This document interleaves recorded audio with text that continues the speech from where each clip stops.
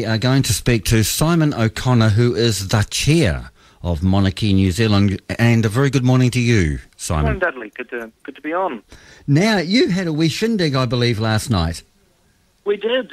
We've just stepped away in the last hour from the Mercure in Auckland. We've had just over, well over actually, 300 people celebrating the royal wedding. It's been a fantastic night. So did you have the big screen, watch it on the screen and do the toasting and all the appropriate things? We did indeed. We had 3 big screens, in fact. We needed all of them in the end. There were a few toasts, certainly lots of cheers. The ladies, certainly, when Kate stepped out of the car, that seemed to elicit most of the excitement. And what was the conclusions of people on the dress? What did they think? They thought it was, overall, talking to some of my female friends, they thought it was a little understated. They were expecting a little bit more, I think the word is bling. Yes. But they loved it. A bit more Lady Gaga, I think. That's right. Maybe Lady Gaga set the standard and Kate didn't quite get there. I don't know, but they loved it. They just thought it was a bit understated. Yes, well, I am definitely probably the last person to be speaking on wedding dresses, but I thought she was very pretty and all the rest of it. I thought it was great. I thought it was good. I thought it was a really good balance of, that sort of pomp and circumstance, but also sort of a bit of an understanding of where most of us are at the moment. Things could be a bit tempered. Mm-hmm. Yeah. Pomp and circumstance. I think it's a great thing. Not that I will always want to be part of it, but it is good to see that and to have that. It's almost a military kind of a thing too. Well, it is, obviously, with a lot of that included. I think so. I mean, as Kiwis, we don't want a lot of that, a lot of time, but I think there is a time and place for it, and not too frequent. But something like this is a great occasion, and it was just great to see the military parades and just everything that went with it, really. It's hard to explain at this moment, but it was just quite fantastic. Oh, well, you obviously are well smitten by this whole thing now. Who turns up to the Monarchy New Zealand dues like this? I mean, this is a bit of a one-off. It's, don't have these terribly often, I wouldn't imagine. But who turned up there tonight? Look, a real range tonight. We had our members, young and old, a real range of members of the public, from, again, young and old, all sorts of ethnicities. We had various politicians and politicos turning up, and a whole pile of tourists as well, different people who were in Auckland from all sorts of countries, from Spain to Germany, Japan, Canada, Australia, America. It was really quite remarkable, a real spread. So, as far as the wedding itself goes, the whole, I mean, if we can put it into a whole, well, how would you rate it? Oh, look, I'd say 11 out of 10. I think it was fantastic. Can one give 11 out of 10? It really was, you can. It was just an absolute spectacular event that seemed to go off perfectly well.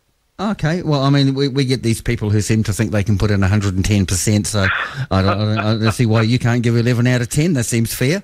It might be the effect of being up at 2 a.m, I'm not sure. But, no, hey, good on you. And obviously you really, really enjoyed it. But can I ask you a couple of things around Monarchy New Zealand? What is Monarchy New Zealand?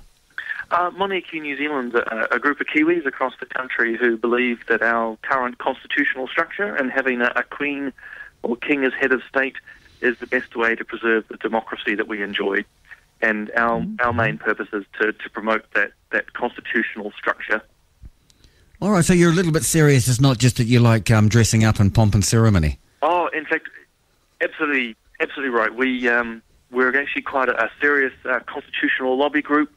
We've got some of the best academics and others who support this idea, and that's our primary focus. But we also now have a party and enjoy ourselves. Oh yes, you've got to do that as well. Oh, you got to have both, I think. How many people? I mean, do you have membership or associates members? Yeah, we do have membership. Again, quite a diverse membership, a broad church, if you like. Young and old, various ethnicities and interests.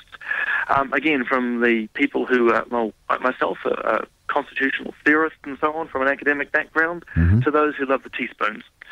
So yeah, quite a broad range of people. You got to love the teaspoons, don't you? Oh, you got to love the teaspoons, the tea towels. Yeah. Oh, look, there's going to be so many hideous little giveaways of not giveaways. They'll be sold, but souvenirs of this wedding. It's going to be quite frightening. Someone's making a lot of money. Well, they'll be turning up on Trade Me in 5 years, won't they? So Right. it's going to be They will. hilarious. Now, I guess first, it's probably not a simple one, but if you can put it into a bit of a nutshell, why is the monarchy actually good for New Zealand? Because you're obviously aware there's a lot of people saying it's nothing to do with us, it's outdated, it's got to do with silly nonsense from overseas, etc. So why do you say that it's actually beneficial for New Zealand? I think 3 quick reasons. One, we don't wake up in the morning worrying about the Constitution in New Zealand. The structure works well. We have a great democracy, in fact, the best in the world. It's not an issue. I think the second is that the monarchy is apolitical.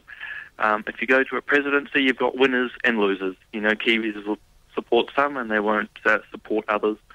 And I think the third reason is its stability. With the monarchy, you know very clearly who's going to be the next head of state. So we've got Elizabeth at the moment, then there'll be Charles, and then the future king of New Zealand is, well, now William. Right. When do you think Charles will get in there? Not that I'm sort of wanting the Queen to hurry up and leave this, mortal coil, but is there any chance that she might step down and hurry the procedure along a bit? Oh, look, there's no real precedent in this case for her to step down. I think there's no chance, to be completely blunt, there's no chance she'll step down. So how long she'll be around, it's an awkward question, but she seems to be fit and healthy and quite keen to carry on. Yeah, no, she looks like she could keep on going for, quite some time. She could. She's quite remarkable. 60 years on the throne next year. 60 years on the throne in New Zealand, quite remarkable. Is it 60 years? Indeed, Diamond Jubilee next year. Again, another big celebration for us. Right. So you'll be celebrating that one?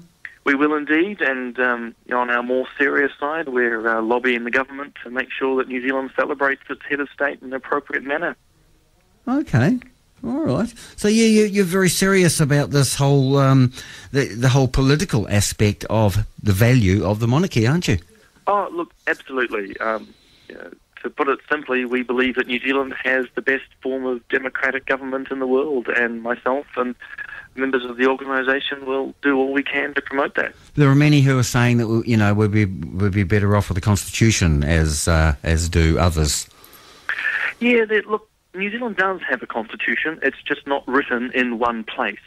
And if you look around the world, constitutions are quite rigid and time-constrained. They don't evolve well, and they fail. They have to be written time and time again. So we think there's a great strength in New Zealand, having the constitutional structure it does. And very simply, if you would, for our listeners, where is that constitutional structure? It's in a whole series of precedents and since history and the way that we've acted. It's in a whole series of acts of parliament. There's multiple laws. It's just not written in one document in one place for someone to sort of, take, rewrite and manipulate as they want. Well, we did have the Privy Council, of course, at one point, didn't we? So that obviously extended into that sort of realm as well, but that's a bit of a loss. Exactly, and I think that's, again, the strength of New Zealand, that it evolves, it changes with the times. It's not one written, rigid piece of paper.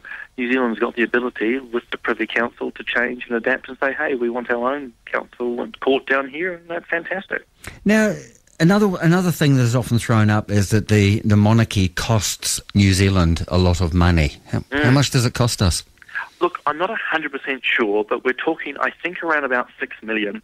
The first thing is the taxpayers contribute no money whatsoever to the Queen and the royal family. She is a volunteer. She doesn't get paid by us. I think the $6 million that we do contribute, if it is $6 million, it might be $7 million, it might be $5 million, is for the upkeep of the Governor-General. We have an incredibly cost-effective system. Yeah, well, no, that's right, and I'm quite happy with it, but often I'm unable to answer these things because I'm not aware of how much it costs. I mean, if they make a royal visit here, one of the royal family, obviously, they come as our guest and we do pay for that, I would suspect.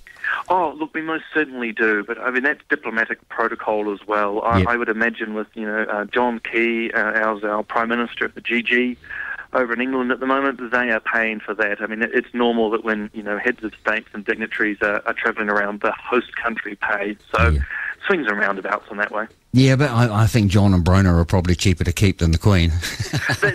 They might be. We might be. I better not debate that one. No, it's not a debate either. It's not a debate either. So, look, I'm really glad. I'm not going to hold you up because I know you've been a very busy man in doing discussions, chats, interviews, and all sorts of things in the last 24 hours, as well as enjoying the whole wedding process. So I'm glad it went great for you.